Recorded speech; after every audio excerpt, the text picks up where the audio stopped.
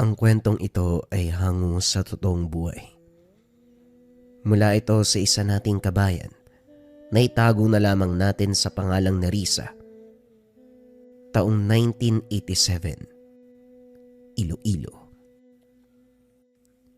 Sa isang liblib na baryo ng San Antonio, naninirahan ang isang simpleng babae na nagngangalang Nerissa. Tahimik, magalang, palangiti ang dalaga. Ngunit sa likod ng maamo nitong muka, meron siyang lihim na dala. Isang bigat na hindi niya maipaliwanag. Laki sa lolo ang dalaga. Noon pa man ay hindi na nito nakilala ang mga magulang. Kaya labis ang hinagpis nito nang yumao ang nag-iisang kamag-anak, ang tanging nagmamahal sa kanya. 3 buwan makalipas mamatay ni Lolo Simeon. Doon nagsimula ang mga kababalagang nangyari sa lugar. Hindi lang sa bayan nagkaroon ng pagbabago, kundi pati na rin sa dalaga. Napansin ni Nerissa na tuwing gabi, matapos itong matulog, nagigising na lamang siya sa madilim na bahagi ng gubat. Walang saplot, balot ng dugo, at puro gasgas ang mga braso, kamay. Bukod pa rito, madumi ang buong katawan na tila dumaan siya sa maputik na lugar. Mabuti na lang sa tuwing nangyayari ito sa kanya, wala sino man ang nasa paligid upang makita ang kalagayan ng dalaga at mahusgahan. Lalo na ngayon, kumakalat ang pagkamatay ng mga hayop sa paligid. Nung una ay maliliit na hayop lamang ang nagiging biktima. Mga manok, tuta at iba pa. Ngunit habang tumatagal, palaki ng palaki ang pinapaslang ng alaga, katulad na lamang ng baboy, kambing at baka. Maraming mamamayan ang nabahala sa mga nangyayari. Bukod kasi sa nawawalan sila ng pagkakakitaan, nangangamba ang mga ito na baka sa susunod taon na ang mabiktima. Nagbubulungan na ang mga tao na maaaring may aswang na sa bayan. Isang araw habang pabalik mula sa palengke ang dalaga, narinig nito ang mga bulungan ng kapitbahay. Hindi ba si Nerissa yun? Mag-isa lang siya nakatira sa kubo ng lolo niya. Buti hindi siya natatakot nung wala siyang kasama. Paano kung biktimahin siya ng aswang? Ano ka ba? Bakit matatakot yan? Malay mo siya yung aswang. Baliw ka talaga. Nagluluksa kasi yan ngayon. Alam niyo naman na walang magulang yung bata tapos namatay pa yung lolo niya. Makapanghusga kayo. Hindi kaya madaling mawala ng mahal sa buhay. Lalo na't naiwan pa siya mag-isa. Mabuti nga lumalaban pa rin yung bata eh. Nang makadaan si Nerissa sa harapan nila, abot tenga ang ngiti ng mga ito. Parang mga mabubuting kapitbahay. Kaso nga lang sa pagtalikod niya, kagad ding bumalik ang bulungan. Mga salitang may halong panghusga at inggit. Nagpatuloy lamang sa paglalakad si Nerissa. Pinilit na ngumiti na parang walang naririnig. Hindi na rin niya ininda ang mga yon. Alam niya na wala itong matutulong sa kanya. Ang opinyon ng mga tao na hindi nakakaunawa sa pinagdaanan niya. Sa pagdating ng tahanan, sinalubong kagad siya ng katahimikan. Ang dating maingay na bakuran, tahanang puno ng tawanan, ngayon ay napalitan at nilamon na ng kalungkutan. Ang mga halamang inalagaan noon ng lolo, ngayon ay itim at tuyo na. Ang mga dingding ay marupok at ang kisame ay nagpapatak ng tubig mula sa bubong. Pumapasok ito sa silid at doon nakapatong ang lumang litrato ng lolo. Lolo, sobrang hirap bumalik sa bahay na to lalo na't wala ka. Sandaling natigilan si Nerissa nang maramdaman ang kakaibang lamig ng hangin. Bagamat sarado ang lahat ng bintana, nagtungo siya sa direksyon ng lumang hagdan kung saan sumasayaw sa sahig ang aninong gumagalaw kahit walang tao sa lugar. Baka guni-guni lang. Oras na siguro para matulog. Wika ni Nerissa sa sarili. Hindi naman matatakotin ng dalaga. Lalo na ngayon, kailangan niyang matuto mamuhay mag-isa. Tinitigan niya ang pulseras na binigay ni Lolo Simeon. Ayon sa matanda, wag na wag aalisin ang porselas na yun dahil ito ang natatanging gamit na makakapagprotekta sa kanya, lalo na't balang araw mawawala rin ang lolo. Hindi ko talaga inaasahan to, Lolo. Yung balang araw na sinasabi mo, nangyari na pala talaga. Nakatulog na lamang ang dalaga. Pagmulat ng mga mata, balot na ang paligid ng dilim. Wala na siya sa loob ng kanilang tahanan. Napabalikwas siya ng bangon. Nililibot ang paningin. Ngunit pawang mga anino lamang ng mga puno ang gumagalaw sa paligid. Wala siyang maalalang lumabas. Ngunit malinaw na nasa gitna siya ng kakawyan. Puro damo. Putik ang sahig. Hindi mawari kung paano siya napadpad doon. Pagbaba ng tingin niya, bigla siyang napatigil. Hubad. Agad niyang tinakpan ang sarili. Nanginginig sa iya at takot. Dali-daling dinampot ang isang malapad na dahon ng saging, binalot sa katawan. Ang hangin ay malamig, ang lupa ay basa, at ang katahimikan ay nakakabingi. Muli niyang inikot ang paningin, tila may mga matang nakamasid mula sa dilim. Sa paggalaw ng kanyang mga kamay, napansin ang dugo. Malagkit, makapal at nangingintab. Sa liwanag ng buwan kinapkap niya ang sarili. Pilit hinahanap ang sugat na maaaring pinagmulan. Ngunit wala. Walang galos. Walang hiwa. Doon niya napagtanto na ang dugo ay hindi sa kanya. Mabilis siyang tumayo at tumakbo pauwi. Halos hindi maramdaman ang tinik at batong tumutusok sa mga talampakan. Ngunit bago pa siya tuluyang makalayo, napatigil siya. Mula sa likuran ng mga puno, may aninong gumalaw. Kahit malayo, hindi malinaw, siguradong may nakita ang dalaga. Parang may nakamasid, tahimik na sumusunod sa bawat hakbang niya. Pinilit niyang wag lumingon. Humigpit ang hawak niya sa dahon at sa pagitan ng kanyang paghinga. Ramdam niyang may malamig na hiningang dumadampi sa kanyang batok. Hindi na siya lumingon pa. Tumakbo ng buong lakas. Habang sa hindi kalayuan, may mga tunog ng kuko na humahagod sa lupa. Parang hayop na matagal nang nag-aabang sa pagbalik niya. Pagdating sa tahanan, kagad naligo si Nerissa. Umaasang maaalis ng tubig ang takot at dumi na dumikit sa kanyang balat. Ngunit habang binubuhusan ng sarili, unti-unti niyang naramdaman ang malamig na presensyang tila nanonood. Napatigil siya. Mula sa butas sa taas ng pader ng kubeta, isang maliit na siwang ang naroon. Sinadya para lang palabasin ng hangin. Kaso nga lang, may mga mata na nakasilip.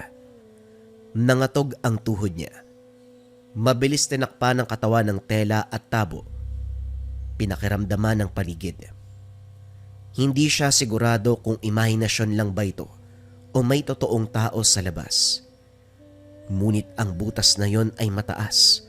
Imposibleng may nakasilip doon ng walang dalang hagdan. Lalong sumidi ang kaba niya. Dali-dali niyang tinapos ang pagligo. Halos hindi na nakapagbanlaw ng maayos. Pagbukas ng pintuan, tumingin siya sa paligid ng kubeta. Sa mga damo. Sa likod ng pader. Sa mga aninong gumagalaw sa liwanag ng buwan. Wala. Tahimik ang paligid. Tanging huni ng mga kuliglig at ihip ng hangin ang maririnig. Nagtakip siya ng kumot pagkarating sa kwarto. Pilit pinipigilan ang pag-iisip. Ngunit habang nakahiga, paulit-ulit na bumabalik sa isipan niya ang pakiramdam ng mga mata. Yung malamig, mapanuri, tila pamilyar na titig. Sa gitna ng katahimikan ay napaisip siya. Bakit palaging ako?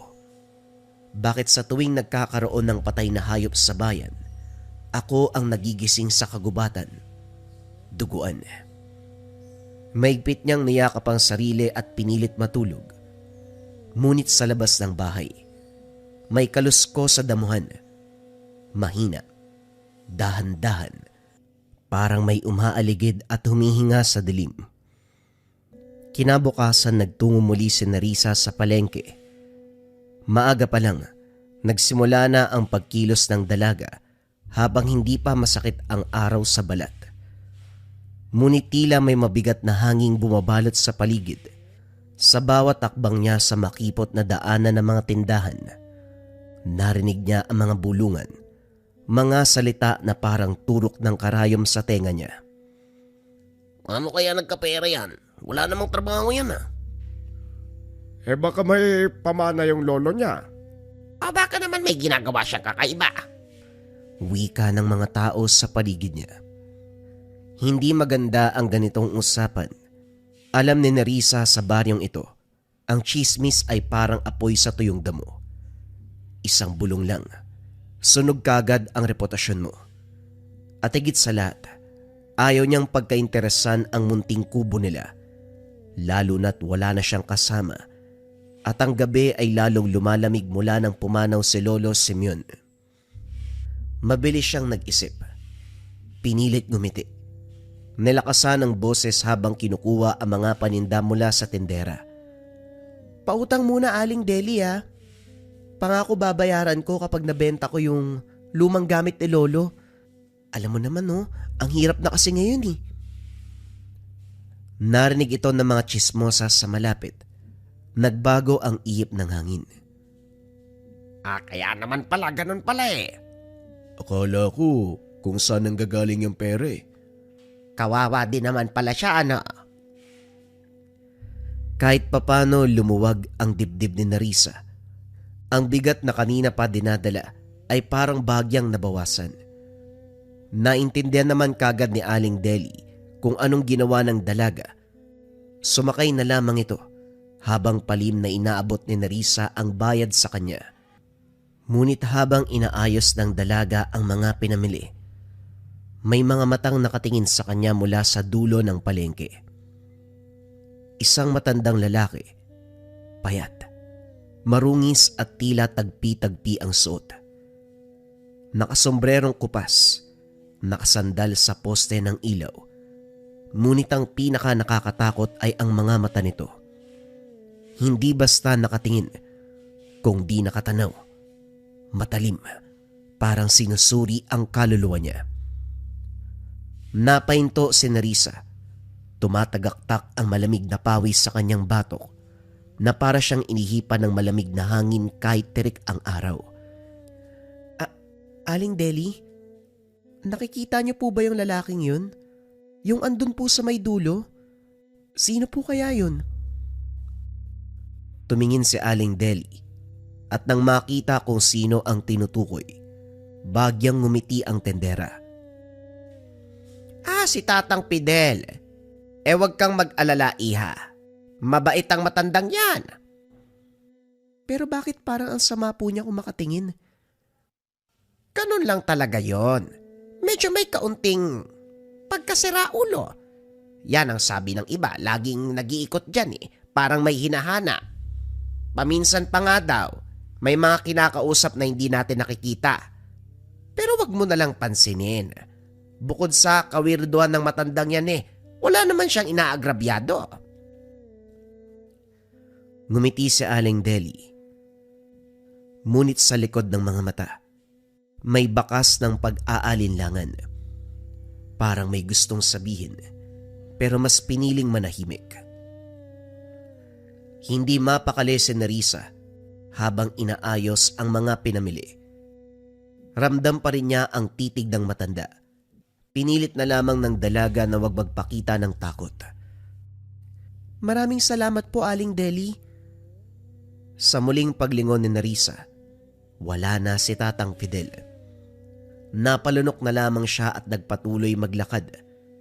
Minabuti ng dalawa na umuwi bago pa muling makita ng matanda. Napalingon siya sa kaliwat kanan. Sa kabila ng ingay ng palengke, sigawan ng tenderang nagbebenta ng isda. Kalansing ng mga barya, huni ng mga ibon, tila may isa pang tunog na sumisingit. Isang mahina, kaluskos na mga yapak na sumusunod sa kanya. Habang naglalakad pa uwi, ramdam niya na may anino sa likuran. Parating sumusunod, ngunit laging nawawala paglingon niya. Sa bawat kanto, bawat lilim ng puno, may pakiramdam siya na may mga matang nagmamasid. Pagdating sa dulo ng daan, bago siya pumasok sa kanilang bakuran, may maliit na bote ng dugo na nakatirik sa lupa sa tapat ng pintuan. May buhok pa ng manok at asin na nakakalat sa paligid. Napatras siya. Kinilabutan ang kanyang balat. Sinong gumawa nito? Wika sa sarili.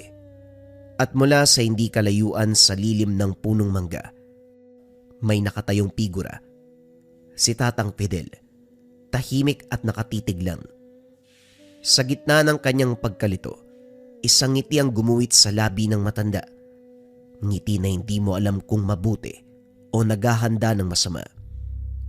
Halos mapasigaw sa takot ang dalaga, ngunit nagpigil ito. Bakit po kayo nandito? Anong kailangan nyo? Nilakasan niya ang kalooban, nagsalita na parang hindi natatakot. Mag-isa ka lang sa bahay, diba, Nerissa? Wika ni Tatang Fidel. Kinilabutan sa boses nito. Kung gaano nakakatakot ang itsura, ganon din ang kanyang boses. Ikaw ho ba yung may gawa nito? Dapat sagutin mo muna ang tanong ko, Iha, bago ko sagutin ang katanungan mo. Nauna ako magtanong sa iyo pero tanong lang din ang sinagot mo. Nawala na ang takot na nararamdaman kanina. Napalitan na lamang ng pagkainis. Mukhang matalino kang bata. Pero mas marami kaming alam, ang mga nakakatanda. Lalo na kung gabi-gabi, naririnig namin ang sigaw ng kagubatan. Kahit walang tao, may mga mata na nakakakita pa rin. Napatigil si Nerissa. Nanlamig ang buong katawan. Parang pinapaywatig ng matanda na may nalalaman siya sa nangyayari. Hindi niya rin alam kung paano siya nakilala ng matanda. Maaring dahil sa mga bulong-bulungan na mga tsismosa. Ngunit batay sa sinabi nito, siguradong may nalalaman, lalo na't parang sigurado si Tatang Fidel. O bakit natahimik ka? Huwag mo sabihin na hindi mo naalala. Nga pala, napakaganda ng pulseras na yan. Hula ko si Simeon ang nagbigay ano. Pero hindi mo ba alam? Hindi kanyang kayang protektahan. Wika ni Tatang Fidel. Dahan-dahang nilapitan si Nerissa. Tumigil ang mundo ng dalaga. Napatingin siya sa pulselas na matagal nang suot sa kanyang kaliwang pulso. Matanda na ang alahas, itim na pilak, may bahagyang kalawang at may ukit ng mata ng demonyo sa gitna. Sa paligid ng metal nakaukit ang mga lumang simbolo, mga letra't hugis na parang nagbubuga ng usok sa tuwing nasisinaga ng araw. Kailanman, hindi niya ito inalis. Regalo ito ni Lolo Simeon bago siya pumanaw. Ngunit habang pinagmamasdan ito, napansin niyang sa lilim ng sinag ng araw, may kumikislap na parang pula at sa bawat tibok ng kanyang pulso, sumasabay din ang pagtibok nito. Ang amoy ng dugo, ang daan pabalik sa bahay. Alam ng lupa kung saan ka nanggaling, Nerissa. Alam ng mga puno, halaman at hangin. Mabilis siyang umatras at tumakbo pawi. Halos mabitawan na ang mga pinamili. Kahit tanghaling tapat, ramdam niya ang lamig ng bawat salita na sinasabi ng matanda. Tila dumilim ang paligid. Sa bawat paglapit ni Tatang Fidel, sumasakit ang kanyang pulso. Ang pulseras ay nag-iinit, parang nag-aalab mula sa loob. Tumakbo siya, Tumalbog sa semento ang mga pinamili. Kumalat ang mga pruta sa sahig. Ngunit wala siyang pakialam. Ang gusto lamang ng mga panahong iyon ay makalayo. Pagdating sa bahay, halos masira ang pintuan sa pagsara niya. Isinandal ang sarili, hinihingal, nanginginig. Tahimik ang lugar. Hangin lamang ang maririnig. Hangin na may kasamang boses. Hindi mo maitago ang dugo, Iha. Lalabas at lalabas din ang katotohanan. Ang dugo mo, ang pintuan, bulong ng hangin. Nilingon at hinanap niya ang matanda, ngunit wala. Napalanok si Nerissa. Hindi na dapat magpatuloy pa ang ganito. Kailangan niya ng mga kasagutan. Sa ilalim ng mesa, doon natagpuan ang isang lumang kahon. Pagmamay-ari ito ng lolo. Doon nakalagay ang porselas bago ibinigay sa kanya. May kasamang lumang papel, mga dasal, isang itlog na itim na mula sa manok na tila ba pinatuyo. Umupo siya. Dahan-dahan, kinuha ang kahon at nang buksan ito, may hanging dumampi sa kanya. Mabaho na parang bulok, nangangamoy dugo. Sa ilalim ng mga papel, may isang liham na nakaagaw ng atensyon. Pamilyar ang sulat kamay ng lolo kaya kaagad itong binuksan. Kinakabahan habang binabasa ito. Kung sino man ang nagmana ng aking dugo, patawarin mo ko. Noong kabataan ko, sa kagustuhan kong yumaman, nakipagkasundo sa nilalang ng kagubatan. Sa bawat gintong dumarating, may isang buhay na nawawala. Tugo kapalit ng kayamanan. Ngunit ang kasakiman ay may singil. Nasunog ang ating tahanan noon. Naglaho ang mga kapitbahay. Akala ko noon sapat na ang pangingi ko ng tawad. Namuhay ako bilang dukha upang tanggihan ang gintong regalo ng sumpa. Pero hindi yon naging sapat. At hanggang sa dulo, kinakain pa rin ako ng konsensya. Tumakas ako at iniwan ang lahat. Dinala ang sumpa sa mutyang ito. Ang porselas na suot mo ngayon, nilagyan ko ito ng orasyon upang makulong ang demonyo sa loob. Ngunit tanging dugo ng aking lahi ang makakapanatili ng selyo. Huwag na huwag mong aalisin at huwag mong hayaang magising ang gutom. Dahil sa oras na ito'y makawala, hindi natin alam kung ano ang kaya nitong gawin. Kung sakaling mas malakas na ang demonyo ngayon, patawad. Dahil maaaring wala na ako bago pa kita matulungan. Pagkatapos basahin ng liham, may kumirot sa kanyang braso. Ang metal ng porselas ay kumislap. Ang pula kanina ay dumilim, dahan-dahang gumapang sa ugat ng kanyang balat. Ano to? Lolo, ano to? Sa gitna ng panginginig, may boses sa sumagot. Hindi mula sa labas, kundi mula sa loob. Ang kabayaran ng inyong lahi. Wika ng boses. Walang tunog na lumalabas sa kanyang bibig. Ang paligid ay biglang lumabo, para bang nalunod sa hamog ang buong lugar. Ang hangin ay nanlamig, mabigat, at tila may amoy ng kalawang at bulok na laman. Ang mga ilaw ng lampara ay kumukurap. Sabay patay. Iniwan siyang nakatayo sa dilim. Tanging liwanag ng buwan ang sumisilip sa bintana. Dahan-dahan siyang lumapit. Ang kanyang paghinga ay mabigat at mabagal. Sa bawat hakbang tumutunog ang kahoy na sahig. At nang marating niya ang bintana, doon niya nakita ang katotohanan. Ang kanyang refleksyon, ngunit hindi siya ang nakakakita. Hindi ang dalagang si Nerissa, kundi isang nilalang na hindi niya mawari. Nawala ang mga buti nito sa mata. Tanging itim na lamang ang kapalit.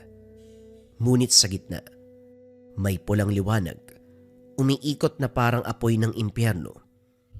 Buhay, gutom at nakatitig sa kanya. Habang tinititigan nito ang mga ugat sa refleksyon ay gumagalaw din. Kumikilos na parang ahas na gumagapang sa loob ng katawan, papunta sa kanyang leeg at pisngi. Habang ang mga balat naman ay unti-unting nangingitim, nagbibitak-bitak. Napalunok siya at nanginginig. Hindi makapaniwala sa nakikita. Ngunit ang mas nakakatakot pa, biglang ngumiti ang refleksyon. Pinakita nito ang matatalas at mahabang ngipin, tila ginawa upang pumunit ng laman. Napatras kagad ang dalaga sa takot. At sa gilid ng refleksyon, sa pagitan ng mga dahon ng punong kahoy sa labas, may isang aninong nakatayo. Mula sa liwanag ng buwan, luminaw ang anyo. Isang matandang lalaki, payat, may suot na itim na sombrero at may hawak na tungkod na parabang ugat ng punong matanda. Si Tatang Fidel. Nakatitig ito sa kanya at hindi kumikibo. Ang mga mata ng matanda ay purong liwanag, walang itim o puti. Ang kanyang mga labi ay may ngiti, malamig at mapanuri. Sa huling sandali bago pumikit si Nerissa, nakita niyang bahagyang kumindat ang matanda. Sumingaw ang hamog at mula sa loob ng salamin may kamay na dahan-dahang umuusli palabas. Itim, mahaba ang kuko, basa ng pulang likido. Umabot ito sa kanya, halos maramdaman niya ang lamig ng balat at sa pagitan ng mga peraso ng hangin, narinig niya ang boses ni Tatang Fidel, mababa at may pagmamalasakit. Huwag kang matakot, Iha. Hindi siya pumapasok sa'yo, kundi galing siya mismo sa loob mo. Biglang nabasag ang salamin. Pumutok ang lampara. Si Nerissa ay napatras. Nanginginig. Hawak ang braso kung saan maigpit na nakakapit ang porselas ng kanyang lolo. Ngayon ay uminit. Naglalagablab at kumikirot na parang nasa ilalim ng balat. Bago siya tuluyang mawalan ng malay, huling naramdaman ni Nerissa ang mga kuko sa kanyang kamay na umahaba. Ang mga ngipin ay kumakaskas sa isa't isa. Habang si Tatang Fidel unti-unting lumalapit sa kanya, biglang dumilim. Madilim ang silid, ang hangin ay mabigat. Malamig at bagyang lumobo dahil sa hamog. Sa gitna ng mga bubog ng nabasag na salamin, nakahandusay si Nerissa. Namimilipit sa sahig. Kahit tulog, ang pulsera sa kanyang braso naglalagablab ng pulang liwanag, tila apoy ng impyerno na gustong kumawala mula sa kanyang laman. Ang mga sugat ay nangingitim, gumagapang pakyat sa kanyang leeg na parang may mga uod na galing sa ilalim ng balat. Pilit na lumalabas, ngunit hindi pa sapat ang lakas. Ang tunog ng orasan ay biglang tumigil. Sa pagitan ng katahimikan, tanging may hinang pag-ungol ni Nerissa ang naririnig. Hindi boses ng tao, kundi halo ng dalawang nilalang na nag-aagawan sa isang katawan. Tahimik lamang si Tatang Fidel habang papalapit. Hindi siya nagulat. Alam niyang darating ang sandaling ito.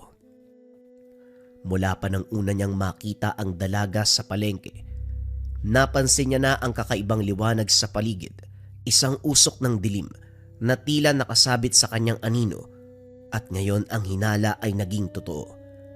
Inilapag niya sa sahig ang daladalang bayong. Isa-isa niyang inilabas ang mga gamit. Isang maliit na boteng may laman na langis at abo ng pinutoyong alitap-tap. Ito ang kanyang ginamit upang pigilang gumalaw ang masamang espiritu. Mutya ng araw, taglay ang liwanag na hinubog sa lumang orasyon ng mga katutubo, at ang latigo, kung saan gawa ang lubid nito sa buhok ng tikbalang, isang sandatang pangtugis ng nilalang sa dilim. Lumod siya sa tabi ng dalaga, maingat niyang pinahid ang langis sa noon ni Nerissa. Ngunit sa sandaling dumikit ang unang patak, sumirit ang usok mula sa balat, Isang nakakabinging sigaw ang kumawala mula sa kanyang lalamunan. Ang boses ay malalim at mababa, may hahalin tulad sa halimaw na nanggaling sa kailaliman ng lupa. Matanda, akala mo ba mapipigilan mo ko? Sa sobrang gulat ni Tatang Fidel, napatras ito. Ngunit hindi pa rin tumigil ang nilalang. Ang mga ugat sa leg ni Nerissa ay kumilos, gumagapang paakyat sa kanyang muka, at ang mga mata ay naging itim na may apoy sa gitna. Pagbukas niya ng mata, ang kisame ay punit-punit na. Mula rito ay lumabas ang anino ng demonyo, balat na parang sunog na kahoy, matay purong itim at mga ngipin na tila hinulma sa bakal. Nariyan din ang napakalaking pakpak. Mahaba ang mga pangil. Ang bawat galaw niya nag-iiwan ng apoy ng asupre. Tumalon ito pababa at sumapul sa sahig. Umuga ang buong bahay. Ang mga bubog ay lumipad. Sumabog sa lahat ng direksyon. Hinugot ni Fidel ang mutya ng araw, itinapat sa halimaw. Isinigaw nito ang orasyon at pumutok ang liwanag. Ngunit sinalubong ito ng halimaw. Pinalibutan siya ng itim na usok.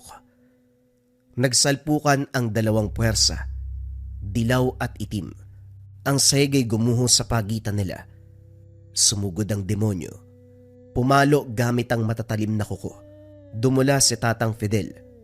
Tumagilid. Sinagpang ng halimaw ang poste na tila tinunaw ng sariling kamay. Hinampas ng matanda ang kanyang baston sa lupa at mula sa ilalim, lumabas ang bilog ng mga ukit na orasyon, mga simbolong umiikot, kumikislap. Biglang bumigat ang hangin. Ang halimaw ay napatigil sandali, ngunit humalakak. Hindi mo alam kung sino ang pinipigilan mo, tanda. Muli siyang inatake ng nilalang. Mabilis.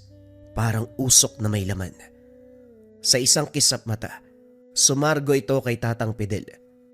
Ang mga kuko ay humaba, nagiging parang mga patalim na nagliliyab sa dulo.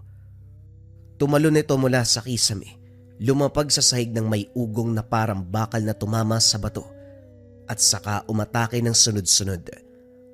Napatras si Fidel, gamit ang kanyang lumang baston bilang panangga. Sa bawat hampas ng nilalang, umuuga ang sahig, kumakalansing ang mga bubog. Isang matalim na kuko ang tumama sa kanyang balikat. Napangiwi siya sa sakit, ngunit hindi tumigil. Mula sa kanyang bayong, hinugot niya ang latigong gawa sa buhok ng tikbalang. Manipis ngunit tila buhay, kumikislap sa bawat dampi ng liwanag. Kung gawa sa apoy ang laman mo, hangin ang papatay sa'yo. Ilang beses niyang pinalipad ang latigo sa hangin. Bagamat malikse ang nilalang, agad nitong naiwasan ang sandata. Gayunpaman kalaunan natamaan rin ito. Nang tumama ang latigo sa balat ng nilalang, sumirit ang itim na usok na may halong amoy ng nasusunog na laman. Napasigaw ang demonyo sa sakit. Tila pinagsamang iyak ng tao at alulong ng hayop. Bawat hampas ng latigo, may kasamang orasyon. At sa bawat hampas si Fidel, lumilikha ito ng malipis na linya ng apoy sa hangin. Ang anyo nito ay nagbabago. Mula sa katawan ng tao, naging parang anino na may mga sungay na kumikintab sa liwanag ng apoy. Kaso nga lang mas lalo itong naging marahas.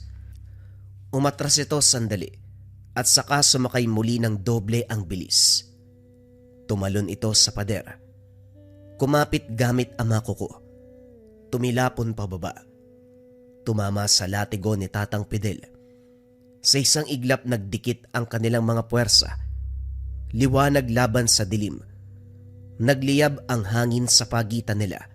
At sa lakas ng pagsabog, tumilapon ang matanda sa kabilang dulo ng silid, bumagsak sa ibabaw ng mga bubong.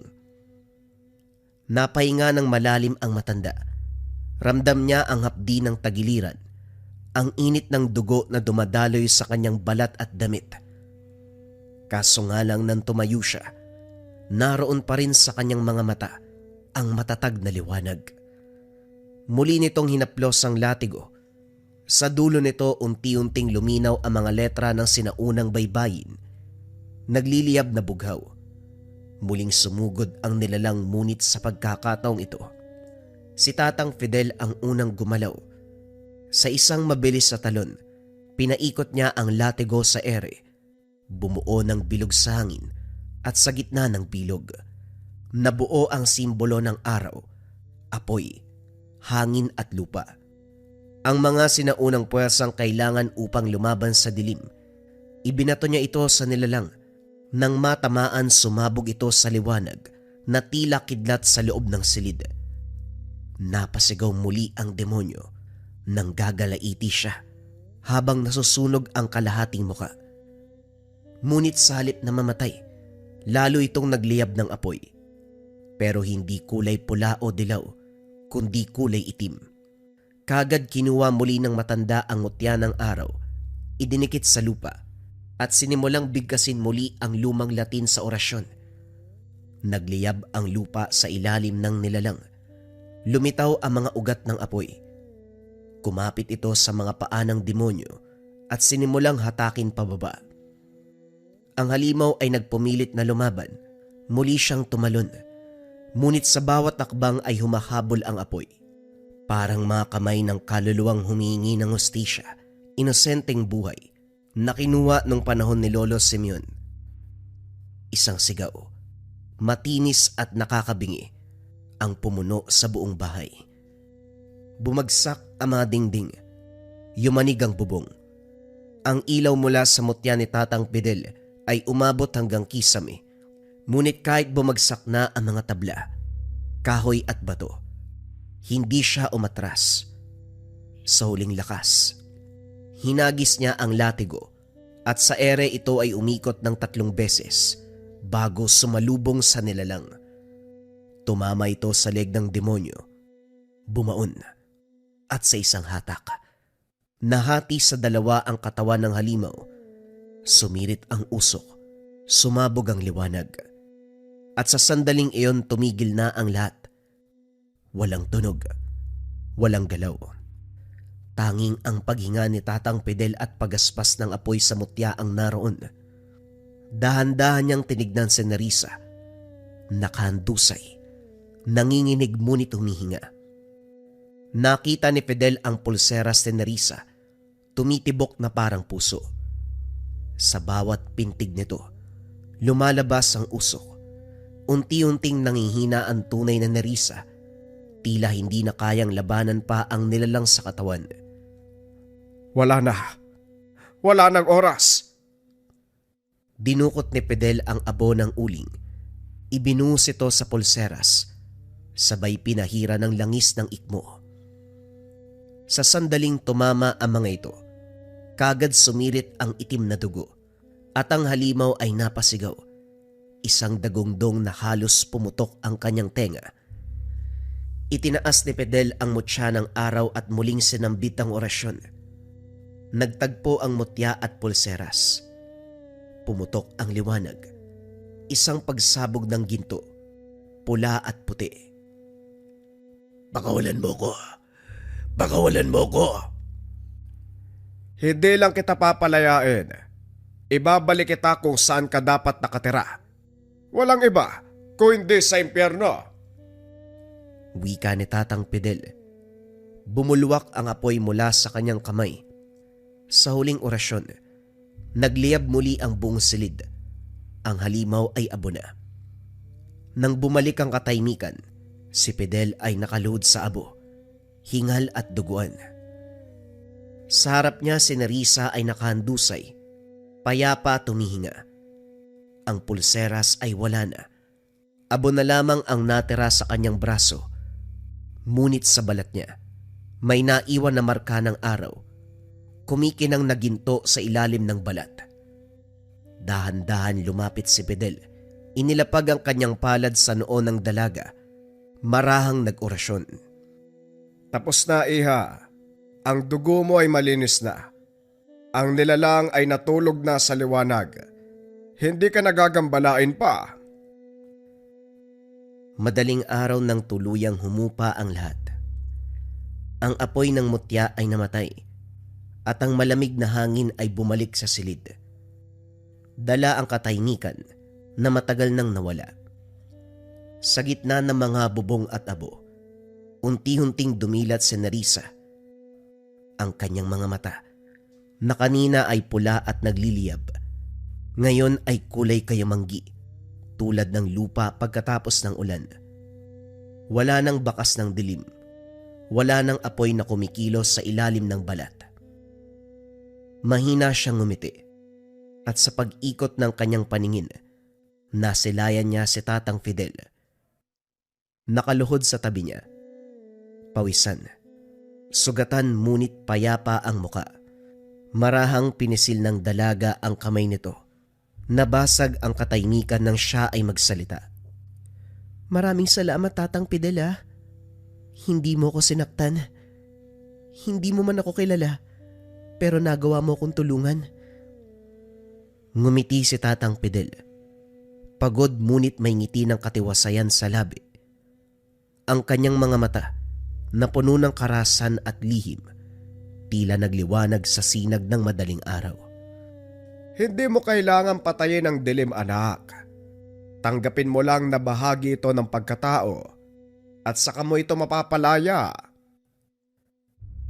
Lumipas sa mga linggo. Tahimik na muli ang baryo ng San Lazaro.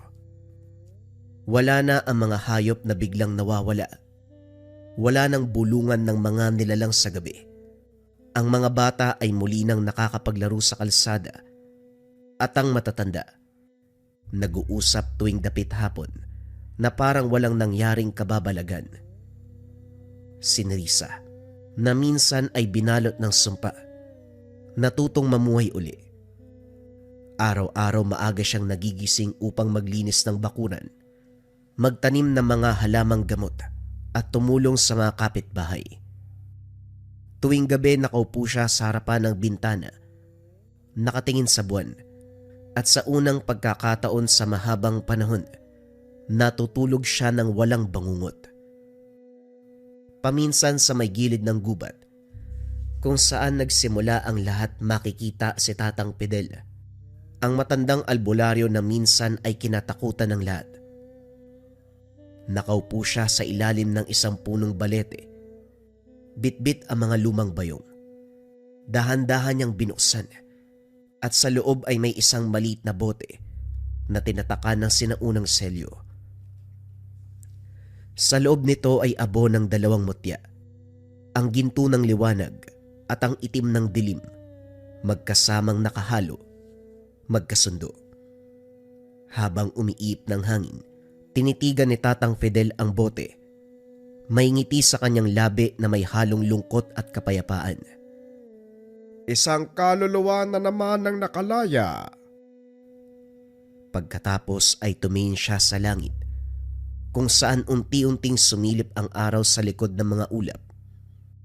Tuwing dapit hapon, bago matulog, naririnig pa rin ni Nerissa ang mahinang bulong sa hangin, isang boses na pamilyar, mababa at puno ng kabaitan. Huwag kang matakot, iya. May liwanag sa loob mo. At sa bawat gabing tahimik, hinahaplos niya ang kanyang pulso doon sa lugar kung saan minsan ay nakapulupot ang pulseras ng kadiliman. Ngayon, tanging isang bakas na hugis araw ang naroon, kumikislap sa ilalim ng liwanag ng buwan. Hindi ito sugat, kundi tanda ng kaligtasan at paalala ng isang matandang albularyo na minsan inakala niyang mapanganib, pero ito ang naging tagapagligtas. Paglipas ng panahon, naitaguyod muli ni Nerissa ang kanyang buhay. Nagpatayo siya ng maliit na tindahan ng mga gulay, halamang gamot at orasyon. Mga itinuro sa kanya ni Tatang Fidel sa bawat taong lumalapit para magpagamot. Ang palagi niyang sinasabi, may dilim sa ating lahat, Pero may liwanag din kung matututo kang tanggapin ito. At sa likod ng kanyang tindahan, sa ibabaw ay isang lumang altar kung saan nakatayo ang larawan ni Lolo Simeon. Nakalagay ang larawan ni Tatang Fidel. May ngiti sa labi at latigo sa kamay. Ang matandang albularyo na minsang nagligtas sa kanya mula sa kadiliman ng sariling dugo. At sa tuwing isinasara niya ang pintuan kada gabi, bago pumikit, mahinang bulong lamang ang kanyang panalangin. Maraming salamat, Tatang Fidel. Kung hindi dahil sa'yo, tuluyan na ako nilamon ng sumpa at naging ganap na halimaw. Sa labas, ang hangin ay marahang umiihip, dumaan sa mga dahon, at sa hindi kalayuan tila may tinig na sumasabay. Payapa, banayad at puno ng pagmamahal. Hindi mo kailangang labanan ang dilim, iha. Sapat na ang liwanag sa iyong kalooban. Wika ni Tatang Fidel, isang albularyo na matagal nang nagbabantay sa kanya sa kabilang buhay.